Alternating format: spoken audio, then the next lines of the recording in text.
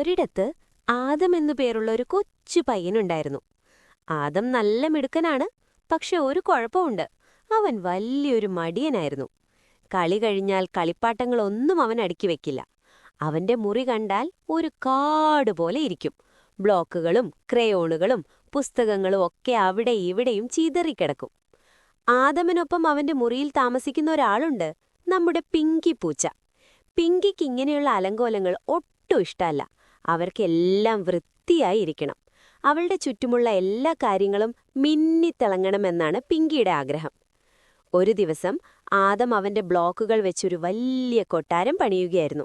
പെട്ടെന്ന് ഠേ എന്നൊരു ശബ്ദം കേട്ടു. കാറ്റടിച്ചപ്പോൾ മുറിയുടെ വാതിൽ വലിയ ശബ്ദത്തോടെ അടഞ്ഞതാണ്.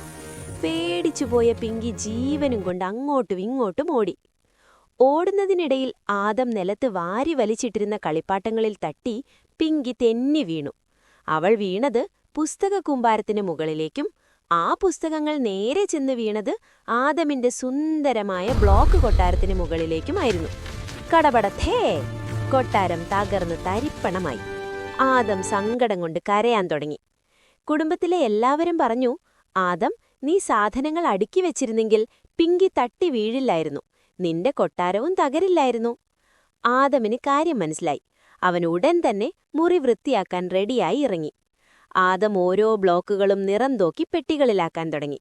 ഇത് കണ്ടപ്പോൾ പിങ്കിക്കും സന്തോഷമായി. അവളും വെറുതെ ഇരുന്നില്ല. അവളുടെ കുഞ്ഞി കൈകൾ കൊണ്ട് ഓരോ ക്രയോണുകളും തട്ടിത്തട്ടി ബോക്സിനുള്ളിലാക്കി. രണ്ടുപേരും ചേർന്ന് പെട്ടെന്ന് തന്നെ മുറി മിന്നിപ്പിച്ചു. മുറി വൃത്തിയായപ്പോൾ അവിടെ കളിക്കാൻ നല്ല സ്ഥലം കിട്ടി. അവരവിടെ ഒരു നീളൻ ഡോമിനോ സെറ്റ് ചെയ്തു. ഇപ്പോൾ ആദമും പിങ്കിയും ഹാപ്പിയാണ്. അവരുടെ മുറിയും സൂപ്പർ ക്ലീനാണ്. കൂട്ടുകാരെ, നമ്മൾ കളിച്ചു കഴിഞ്ഞാൽ നമ്മുടെ കളിപ്പാട്ടങ്ങൾ സ്വന്തമായി അടുക്കി വെക്കണം. അപ്പോൾ മുറി കാണാൻ ഭംഗിയുണ്ടാകും, നമുക്ക് അപകടങ്ങൾ സംഭവിക്കുകയുമില്ല.